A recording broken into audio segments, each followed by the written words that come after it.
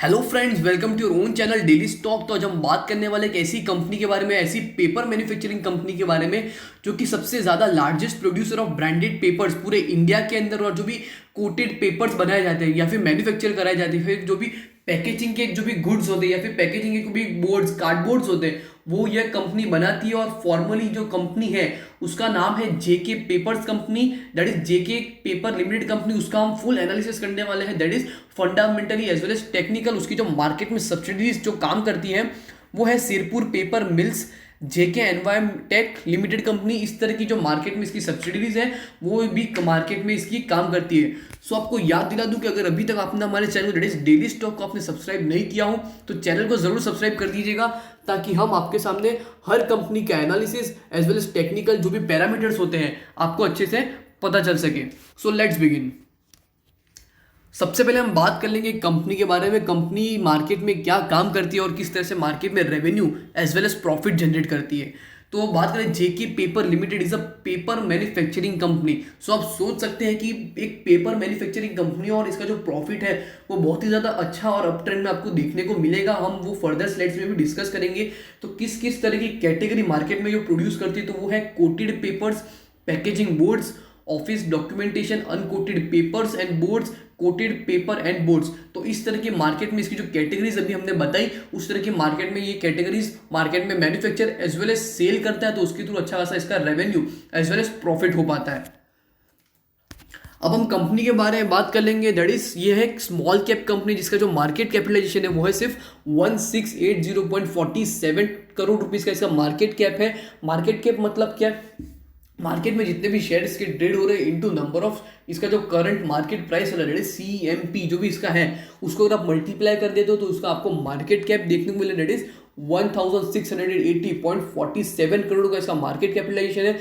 बात कर ले इसके पी रेशियो के बारे में, तो हालांकि जो इंडस्ट्री का जो इसका पी रेशियो, दैट इज इसकी जो राइवलरी कंपनीज में, दैट इज इसके जो कॉम्पिटिटर्स है उनका जो इंडस्ट्री पी निकल के रह रहा है वो फॉर एन एवरेज, तो वो है 5.01 के रेशियो में, जबकि इसका पी रेशियो थोड़ा प्रीमियम वैल्यूएशन पे है, दैट इज 6.44 पे इसका जो रेशियो है, दैट इज पी रेशियो। वो हालांकि इंडस्ट्री के पी से थोड़ा ज़्यादा है, बट फिर भी इसमें इन्वेस्टमेंट करने का बनता है क्योंकि कंपनी का जो मार्केट लेवल या फिर मार्केट कैपिटलाइजेशन है वो बहुत ही ज़्यादा है in comparison to its competitors.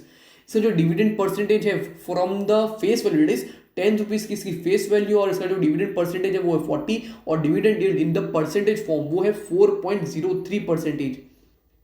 Price to book value भी इसकी काफ़ी ज़्यादा कम है compare to the industrial PV ratio, that is price to book value that is 0.72।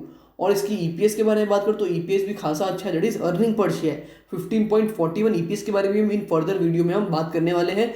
आपको अगर समझ लो अभी तक पी रेशियो और पीवी रेशियो का मतलब नहीं पता हो तो इसकी लिंक हमने डिस्क्रिप्शन में, या फिर आप हमारे चैनल को सब्सक्राइब करके आप हमारे चैनल पे देख सकते हो कि आपको हर शेयर मार्केट का जो भी कॉन्सेप्ट हम डिस्कस करने वाले इन फर्दर वीडियो, वो आपको हर कॉन्सेप्ट हमारे आपके चैनल को आपको देखने को मिल जाएगा।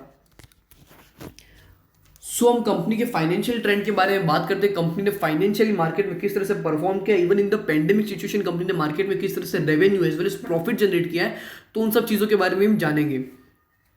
सो सबसे पहले हम देखेंगे 2017 से लेकर 20 तक जो आपको ट्रेंड देखने को मिला वो ऑलमोस्ट अप ट्रेंड देखने को मिला, दैट इज रेवेन्यू आपको हर साल अप बढ़ते हुए ट्रेंड में देखने को मिला। ऑल दो पिछले साल जो कंपनी ने रेवेन्यू किया था वो था 3.54 थाउजेंड करोड़ रुपीज का रेवेन्यू जनरेट किया, जो कि इस साल थोड़ा सा घटकर हो चुका है 3.40 thousand crore rupees.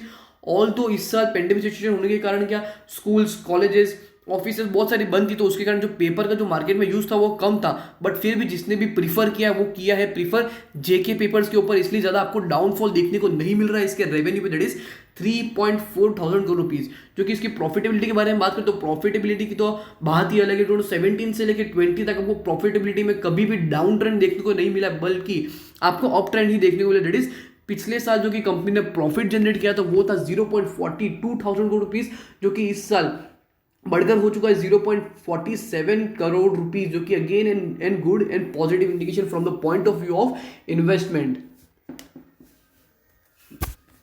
Promoter holding के बारे में बात करते तो इसकी प्रमोटर होल्डिंग भी काफी अट्रैक्टिव है। ऑल तो बहुत सारे म्यूचुअल फंड होल्डिंग्स इसकी है 0%, डोमेस्टिक होल्डिंग है 0.24%, एफआईआई की होल्डिंग है सिर्फ 5.53%। ऑल दो जो होल्डिंग मेन जिसके पास होल्ड पड़ा है शेयर का दैट इज जेके पेपर का, वो है total promoter holding that is 51.11% promoter holding है, that is more than 50%, and it is a good indication that you should invest in this company because the share holders are also speculating that the company will perform good in the near futures. That is why आपको जो promoter holding देखने को मिले that is more than 50%, that is 51.11%, that is again a good indication. And other parties के बारे में हम बात करें that is retail investors जो भी इसके अंदर इन्वेस्टमेंट करते हैं उसका इसके अंदर भी इन्वेस्टमेंट बहुत ही अच्छा है, that is 43.11% का इसके अंदर रिटेल इन्वेस्टमेंट या फिर आप बात कर सकते हैं अदर पार्टीज का इन्वेस्टमेंट है। जो बात मुझे सबसे ज़्यादा अच्छी लगी इस कंपनी के बारे में ये है कि जो सितंबर क्वार्टर से लेके सितंबर दैट इज पिछले सितंबर के क्वार्टर से इस सितंबर क्वार्टर में जो कंपनी जो प्रमोटर होल्डिंग है उसमें आपको अच्छा खासा अप ट्रेंड देखने को मिल रहा है, जो कि बहुत सारे इन्वेस्टर्स नहीं देखते। पर हमने अभी ये वीडियो में आपको बताया कि आप देख सकते हैं पिछले साल सितंबर जो कंपनी की जो प्रमोटर होल्डिंग थी वो थी 48.39%, जो कि इस साल इवन द पेंडेमिक सिचुएशन जो कंपनी है उस कंपनी ने बहुत ही अच्छा परफॉर्मेंस भी दिया है और उसके थ्रू कंपनी ने अपनी जो प्रमोटर होल्डिंग है उसमें भी अच्छा खासा अप ट्रेंड दिखाया है। और इस साल की जो कंपनी की प्रमोटर होल्डिंग हो चुकी है वो हो गई है 51.11%, that is an good indication from the point of view of an investment. Company का रेवेन्यू स्टेटमेंट कंपेयर कर लेंगे पिछले कुछ सालों से, that is from 2018 to 20 from 2 point of view, that is top line as well as bottom line. जो top line है वो इंडिकेशन देती है कंपनी कितना सेल्स कर रही है, दैट इज टोटल इनकम जो कि इंडिकेट करती है company total sales and other income जो कि इसकी सब्सिडीज के थ्रू कंपनी की इनकम होती है वो। और जो बॉटम लाइन जो इंडिकेट करती है वो होती है कंपनी की जो नेट प्रॉफिटेबिलिटी, जो हर साल कंपनी जितना भी नेट प्रॉफिट जनरेट करती है वो आपको बता है कंपनी का नेट प्रॉफिट। दैट इज 2018 में कंपनी का जो सेल्स था वो था 2844 करोड़ रुपीस, 19 में 3256 करोड़ रुपीस, और इस साल कंपनी का जो सेल है वो थोड़ा सा घटकर हो चुका है 3060 करोड़ रुपीस। ऑल दो जो कंपनी की जो अदर इनकम है उसके थ्रू कंपनी की जो इस साल की जो टोटल इनकम है उसमें आपको बढ़ोतरी देखने को मिली। दैट इज अदर इनकम जो कि 2018 में थी 22 करोड़ रुपीस, 19 में 50 करोड़ रुपीस, और इस साल सीधी डबल हो चुकी है कंपनी की अदर इनकम और हो गई है 103 crore rupees. That is again an good indication, जो कि टोटल इनकम को बनाती है कंपनी की 2018 में 2866 करोड़ रुपीस, 19 में 3306 करोड़ रुपीस, और इस साल आपको थोड़ा सा other that is total income में डाउनफॉल देखने को मिला बिकॉज जो कंपनी का सेल हुआ है वो कम हुआ इन the pandemic situation. That is 3164 crore rupees का कंपनी का टोटल इनकम है।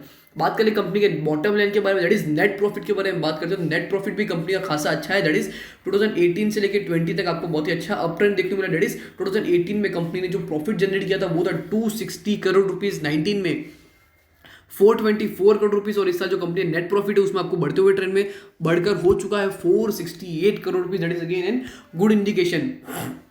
जो इंपॉर्टेंट बात है वो आपको ये देखने को मिल रहा है क्योंकि कंपनी का जो टोटल एक्सपेंडिचर है उसमें आपको डाउनफॉल देखने को मिला। दैट इज 2018 में 2348 करोड़ रुपीस था टोटल कंपनी टोटल एक्सपेंडिचर, जो कि पिछले साल बहुत ही ज़्यादा था। दैट इज 2500 करोड़ के आसपास, और इस साल जो कंपनी का टोटल एक्सपेंडिचर है वो आपको downfall that is decreasing trend में देखने को मिला। इसके कारण जो कंपनी का जो नेट प्रॉफिट है उसमें आपको अप ट्रेंड देखने को मिल रहा है।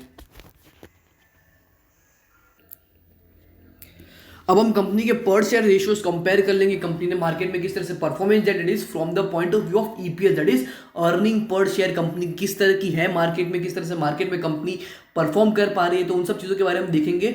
अब दैट इज ईपीएस 2018 में था कंपनी का 15.32 के रुपीज़ में, दैट इज 19 में 23.88 रुपीज़, और 20 में बढ़कर हो चुका है 26.28 rupees. That is N positive indication. Company की बुक वैल्यू के बारे में बात करें तो बुक वैल्यू भी कंपनी खासी अच्छी, दैट इज बुक वैल्यू 2018 में थी कंपनी की 93.62 रुपीज़, 19 में बढ़कर हो चुकी थी 116.75 रुपीज़, और इस साल बढ़कर हो चुकी है 131.42 रुपीज़ कंपनी की बुक वैल्यू हो चुकी है। That is N positive indication from my point of view because जो कंपनी की बुक वैल्यू होती है वो क्या इंडिकेशन देती है, दैट इज कंपनी जो भी मार्केट में लाइबिलिटीज होती है वो कम हो गई और जो एसेट्स है उसमें आपको अप ट्रेंड या फिर आपको इंक्रीजिंग ट्रेंड देखने को मिला। उसके थ्रू जो कंपनी की जो मार्केट में बुक वैल्यू उसमें आपको अप ट्रेंड देखने को मिल रहा है।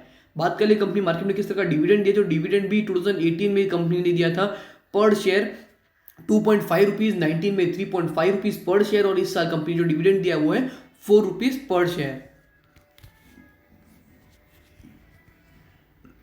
कंपनी मार्जिन रेशियोज के बारे में बात करें तो मार्जिन रेशियोज में आएंगे 3 ratio, that is gross profit margin ratio, operating profit margin percentage ratio और net profit margin percentage ratio.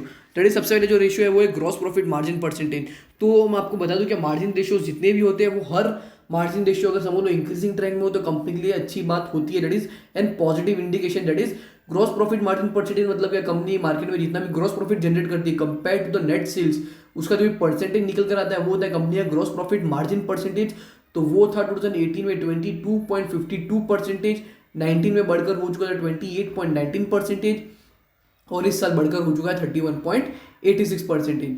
Operating margin percentage के बारे में बात करें तो ऑपरेटिंग मार्जिन परसेंटेज या फिर ऑपरेटिंग प्रॉफिट मार्जिन परसेंटेज मतलब क्या, कंपनी जो भी डेली कैश के जो भी सर्कुलेशन होते हैं कैश की कंपनी के अंदर वो कितने एफिशिएंटली हो पाते हैं, तो वो बताता है operating margin percentage.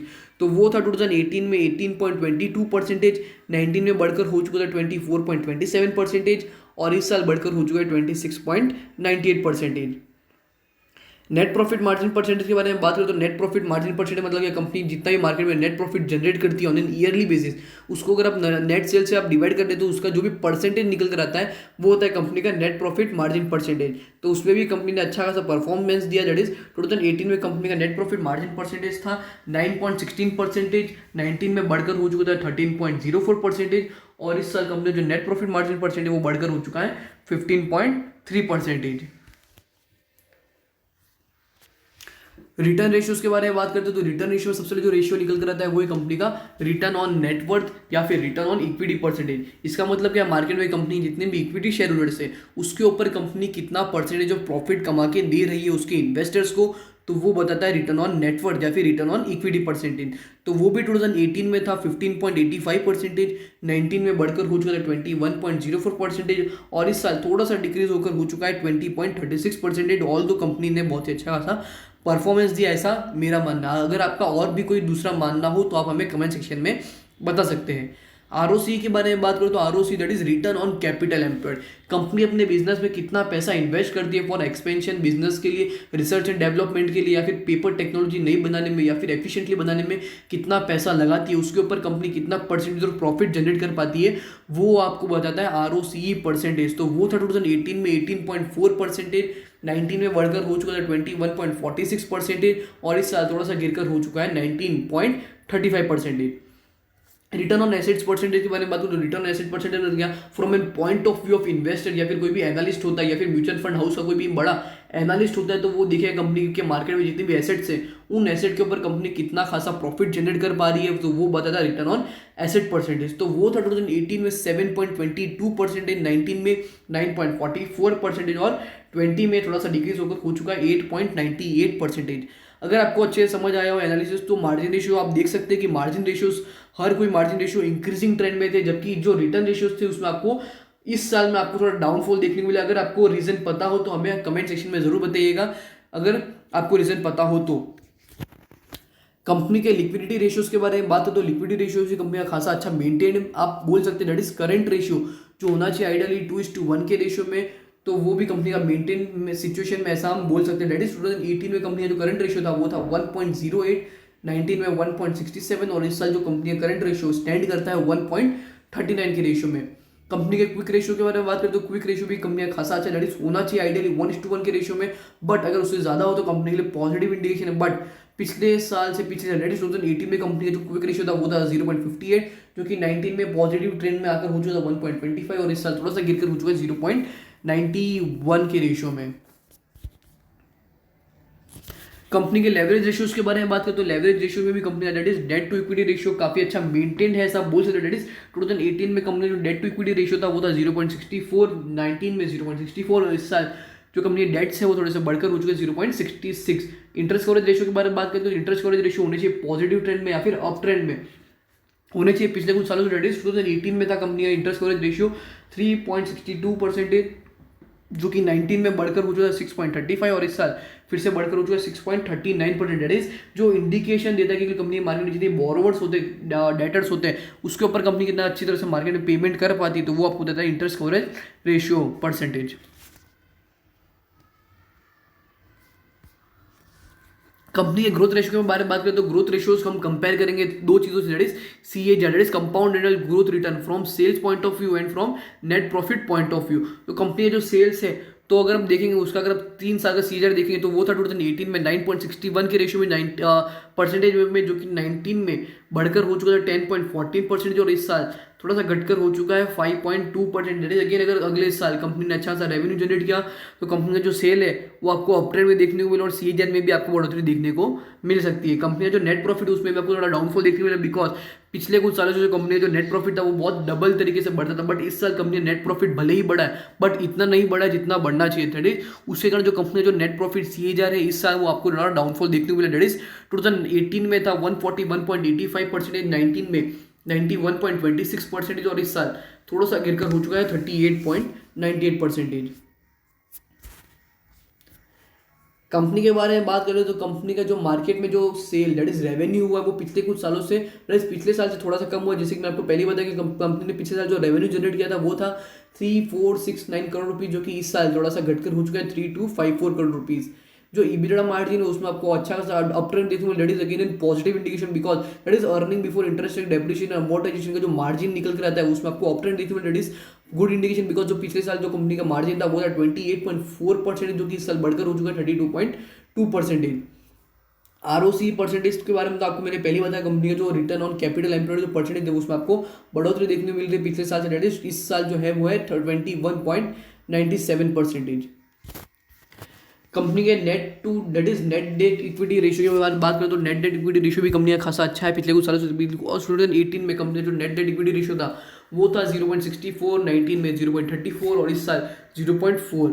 Interest coverage ratios में भी कंपनी ने अच्छा खासा अपट्रेंड दिखा है। पिछले साल था 7.57 के परसेंटेज में, जो कि इस साल बढ़कर हो चुका है 8.02%। और जो कंपनी की जो नेटवर्थ है उसमें आपको हर साल बढ़ोतरी देखने को मिल रही है, बिकॉज कंपनी अच्छा खासा परफॉर्म कर सकती है, ऐसा मेरा मानना है।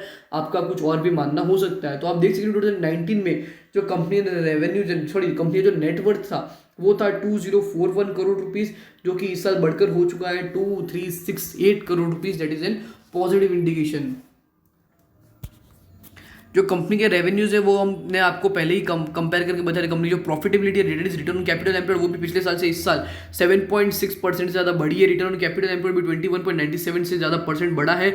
और जो कंपनी का जो नेट डेट है वो भी सिर्फ रहा है 2035 crore rupees compare to the previous year. Debt is company का जो नेट डेट इक्विटी है मार्च 31 मार्च 2020 31 मार्च 2015 था 2035 करोड़ रुपीज, जो कि इस साल घटकर हो चुका है सिर्फ 957 crore rupees in the whole market. अब सबसे ज़्यादा इंपॉर्टेंट फैक्टर होता है before investing in any shares, तो होता है कंपनी का जो मार्केट में अभी जो शेयर ट्रेड कर रहा है वो कितने पे ट्रेड हो रहा है। तो वो ऑलमोस्ट 99 रुपीज़ पे ट्रेड कर रहा है।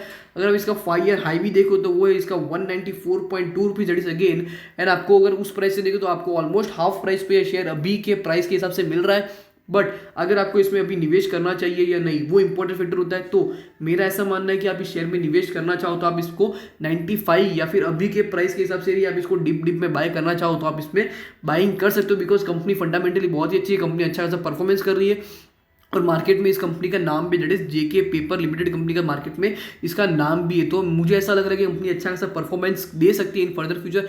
बट फिर भी अगर आपको अच्छा खासा इसमें इन्वेस्टमेंट करना हो तो आप अपने जो फाइनेंशियल एडवाइजर्स होते हैं उससे आप पूछ सकते हो कि आपको जेके पेपर लिमिटेड कंपनी में इन्वेस्टमेंट करना चाहिए या नहीं, या फिर आप अपनी खुद की रिसर्च करिए ताकि आपको पता चल सके कि आपको जेके पेपर लिमिटेड में आपको इन्वेस्टमेंट करना चाहिए या नहीं, आपको बाइंग बनानी चाहिए या नहीं, आपको किस तरह से इसमें एंटर होना है। तो आप इन सब चीज़ों के बारे में आप खुद अपनी रिसर्च भी कर सकते हो। तो होप करता हूँ कि आपको जो जेके पेपर लिमिटेड कंपनी का अभी जो हमने एनालिसिस किया वो आपको अच्छी तरह से समझ गया हो। अगर आपको वीडियो अच्छी लगी हो तो वीडियो को लाइक और अपने दोस्तों के साथ जरूर शेयर करिएगा और हमारे चैनल को जरूर सब्सक्राइब करिएगा। अगर आपको और भी कोई दूसरी कंपनी का एनालिसिस चाहिए तो हमें कमेंट सेक्शन में जरूर बताइएगा ताकि हम आपके सामने वो वीडियो जल्दी से जल्दी ला सके in next few weeks. So thank you.